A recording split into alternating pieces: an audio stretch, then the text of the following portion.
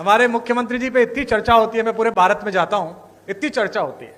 लोग कहते हैं कि वे तो संत हैं, वे तो पीठाधीश्वर हैं और शासन, और हमारे यहाँ जो घटनाएं होती रहती हैं, अपराध मुक्त जो प्रदेश हुआ। तो मैंने लोगों से कहा कि देखो, संतों का काम ही होता है। दो प्रकार के संत हैं। एक संत वो हैं जिनसे सज्जन व्यक्ति मिलता है और मिलते ही मोक्ष को प्राप्त करता है।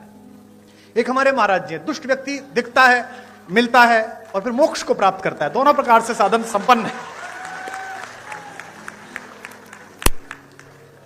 और आवश्यक भी है। क्या करें, देश ऐसी स्थिति में आ गया है। पहले डॉक्टर्स RX लिखते थे, वो IDX लिखने लगे हैं। क्या करेंगे आप? ऐसे समय में तो बहुत आवश्यक है। आदरणीय रक्षा मंत्री जी ने बड़ा उल्लेख किया। मेरा सौभाग्य रहा कि अटल जी की कृपा, उनका स्नेह मुझ पर भी रहा और वो लगातार अपने घर पर एक गोष्ठी करते थे, जिसमें रक्षा मंत्री जी की उपस्थिति होती थी, आदरणीय दिनेश भैया की उपस्थिति होती थी। तो पार्टी के सभी लोग बैठे हुए हैं आज यहाँ पर, बहुधा पार्टी के ही लोग हैं। तो तीन प्रकार की पीढ़ियां पार्टी में आ गई हैं। अटल जी की पीढ़ी थी जिसमें आदरणीय अडवाणी जी, जोशी जी, वो एक पीढ़ी थी। फिर आदरणीय रक्षा मंत्री जी की, प्रधानमंत्री जी की एक पीढ़ी आई। अब एक तीसरी पीढ़ी हमारे यशस्वी मुख्यमंत्री जी की, देवेंद्र फडणवीस जी की। तीन पीढ़ियां लगातार काम कर रही हैं और तीनों के दृष्टिकोण में अंतर है। अटल जी कहते थे कि आपके घर पर कोई कूड़ा फेंके तो आप स्वयं साफ कर दो। मोदी जी की, राजनाथ जी की पीढ़ी कहती है कि आपके घर पे कूड़ा फेंके तो आप उससे ही साफ कराओ। और मुख्यमंत्री जी की पीढ़ी कहती है कि आपके घर पर कोई कूड़ा फेंके तो आप कूड़े को भी साफ करो। आप में से कुछ कम लोग समझे, इसके लिए मैं आपका आभारी हूं। समय की मर्यादा है, सीमा है। मैं केवल एक कविता सुनाऊंगा, चूंकि आदरणीय मुख्यमंत्री जी को जाना है और वे बहुत व्यस्तता उनके बीच है, समय है। अटल जी जैसे लोग किसी देश में शताब्दी में एक होते हैं। जैसा राजनाथ जी ने कहा, आदरणीय रक्षा मंत्री जी ने, कि पद बड़ा हो जाना महत्वपूर्ण नहीं है, कद बड़ा हो जाना महत्वपूर्ण है। और मैंने स्वयं देखा, हम लोग BA की पहली साल में पढ़ते थे। हमारे यहाँ के एक यशस्वी पत्रकार थे शिव कुमार गोयल जी, आदरणीय राजनाथ जी उनसे परिचित थे। अटल जी उनके साथ वंदे मातरम में संपादक थे, वे सह संपादक रहे थे। हमने एक कवि सम्मेलन कराया, एक कार्यक्रम कराया, सृजन महोत्सव, और हमने उनसे कहा कि अटल जी को बुलवा दीजिए। अटल जी उस समय विपक्ष में थे, उस बार चुनाव नहीं जीत पाए थे। तो हमने बुलाने के लिए गए और वो आ गए और हम उस कार्यक्रम को संपन्न करने के लिए कहीं से धन जुटा रहे थे। तो नगर के एक उद्योगपति जो साड़ी का काम करते थे, उस जमाने में हम उनसे 501 रुपया लेके आए। तो जो 501 जिसने दिया था, उसने कहा कि मैं भाषण दूंगा। ये बड़ा संकट का काम था, लेकिन अब वो 501 दे रहा था तो भाषण दिलाना था। तो वो अटल जी का प्रशंसक था। वो खड़ा हुआ और उसने कहा, मैंने कहा तुम ज्यादा मत बोलना अंकल जी, थोड़ी देर बोलना। बोले बस मैं 2 लाइन पढ़ूंगा। और उसने खड़े होकर कहा कि आज अटल जी आए हैं, बस मैं ये 2 पंक्ति पढ़ना चाहता हूं कि शहीदों की चिताओं पर लगेंगे हर बरस मेले। वो अटल जी के लिए कह रहा। अटल जी बहुत ठाका मार के हंसे, लेकिन उस आदमी के संकोच को जो पूरा मंच से घूर रहा था, उसने ठाक से दूर किया। और जब भी मैं उनसे मिलने के लिए जाता था, दर्शन के लिए मिलने जाता था, प्रणाम करते थे, उन्हें बाप जी कहते थे, तो वो अक्सर पूछते थे, अरे भाई उनके क्या हाल है, जिन्होंने मुझे जीवित शहीद बनाया था, वे कैसे हैं? तो वह बड़ा कद होना कि आप किसी बात का बुरा ना मानो, आप सदाशयता से लो। लखनऊ वालों, आपका सौभाग्य है, आपके संसदीय क्षेत्र का सौभाग्य है कि यहां से अटल बिहारी वाजपेयी जैसे कीर्ति पुरुष ने संसद में शोभा बढ़ाई।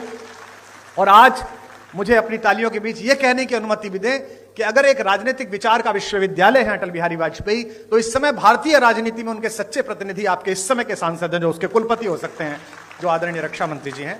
मैं एक कविता सुनाकर अपना स्थान लूंगा। आप बहुत दूर से आए हैं, मैं क्या करूं, घर जाऊं तुम्हारे? हाँ? मतलब हद हो गई, ऐसा ही बुलाने वाला ऐसे ही आने वाले। इतने बड़े बड़े भाषण सुनता हूं। आज बजट का भाषण में सुना था मुख्यमंत्री जी का, बजट में ये हुआ, बजट में ये हुआ।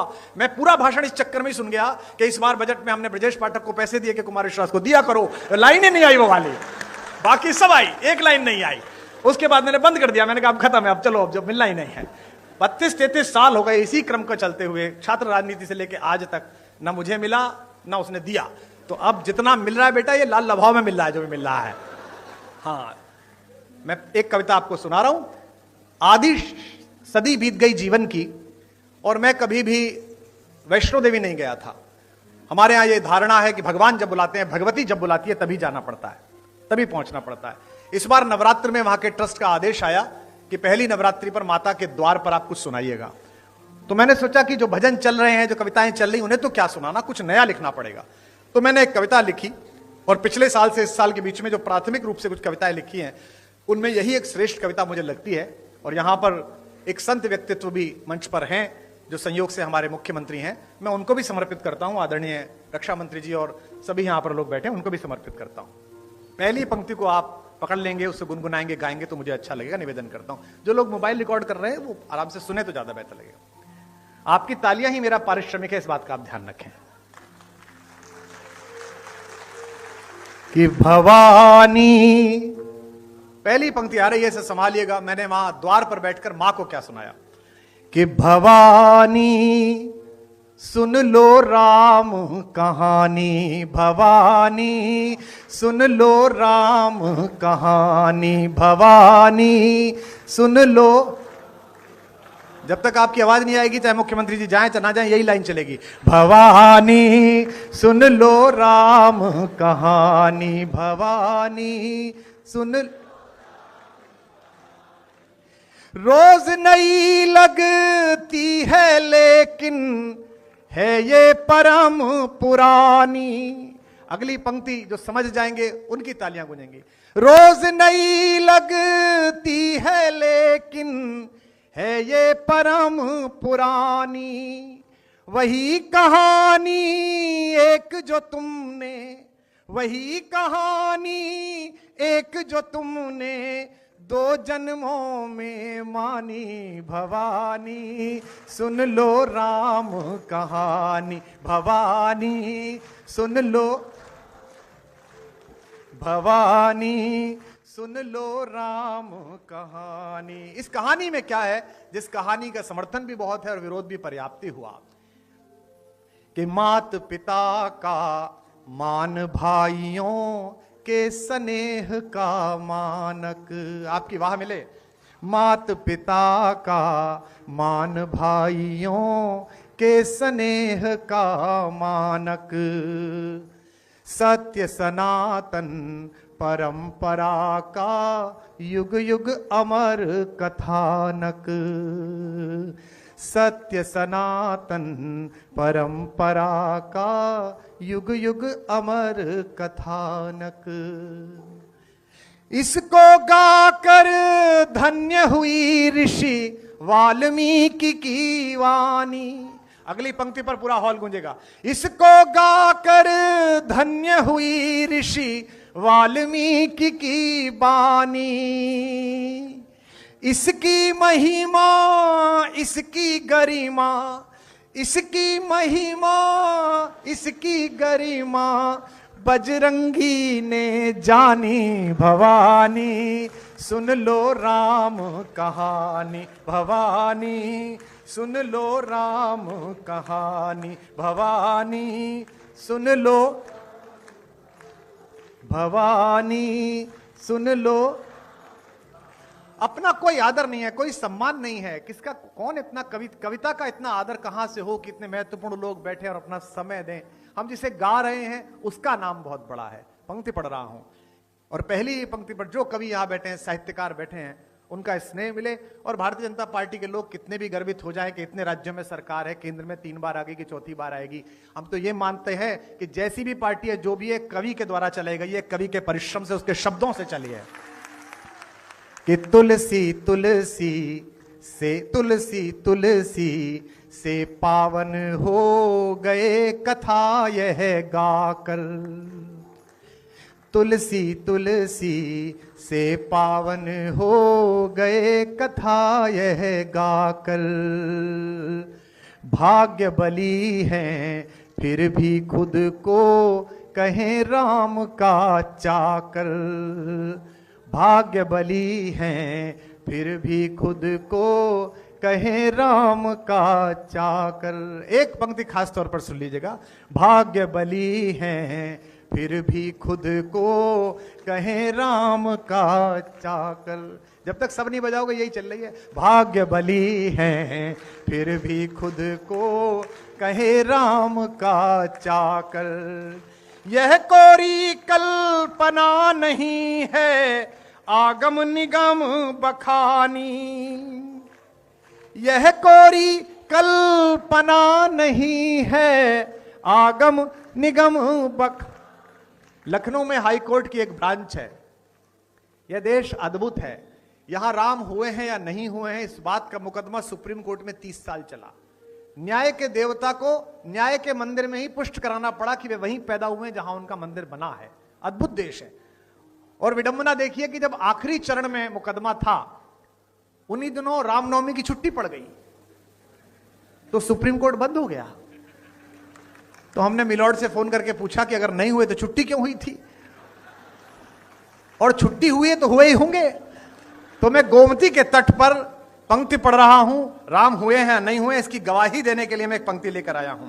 यह कोरी कल्पना नहीं है, आगम निगम बखानी। अगली पंक्ति का गवाह अच्छा लगे तो उसकी लहरों के समान तालियां उठती देखूं।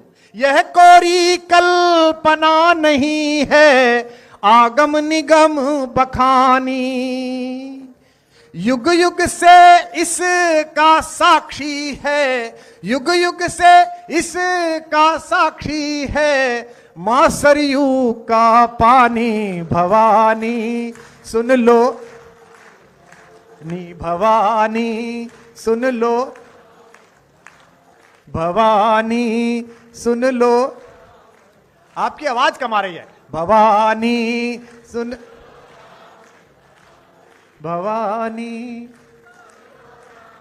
अंतिम बंद इस कविता का पढ़ रहा हूं कि वंचित वनवासी गिरिवासी। देखिए, नया परिवर्तन होता है सोच में, संस्कार में। वर्षों से चली आई एक पद्धति बदलती है तो चीजें कसमसाती हैं। ये कसमसाहट का दौर है। यहां नए साल पर पहली बार ऐसा हो रहा है कि आगरा में जो एक कब्रिस्तान है सफेद रंग का, उसे देखने जाने की बजाय युवा ज्यादा मात्रा में आगरा तक की बजाय अयोध्या जी जा रहे हैं, वृंदावन जा रहे हैं। परिवर्तन हो रहा है। तो बदलते में देर लगेगी और तर्क का उत्तर दिया जा सकता है, कुतर्क का नहीं दिया जा सकता। जिनको लगता है कि धर्मनिरपेक्ष देश है, इसमें इतना राम क्यों, इतनी रामनवमी क्यों, धर्मनिरपेक्ष है तभी तो सब चल रहा है। अगर राम रिश्तेदार नहीं है, राम पूर्वज नहीं है, तो इतनी सारी क्रिसमस मन रही है, हम ही लोग मना रहे हैं। सेंटा क्लॉज कौन, हमारे फूफा जी थे, फिर भी मना रहे हैं ना, इतना अच्छा मना रहे हैं। तो देश में सभी का आदर है। तब कह रहा हूं, निवेदन करता हूं कि भवानी सुन लो, भवानी। कैसी कहानी है। वंचित वनवासी गिरिवासी, जिसमें बने सहायक। वंचित, हमारे संजय निषाद जी बैठे हैं, कम हंसा करो। हाँ, अभी वीडियो पे हंस दिए थे, कितना बुरा लगा है थोड़ा।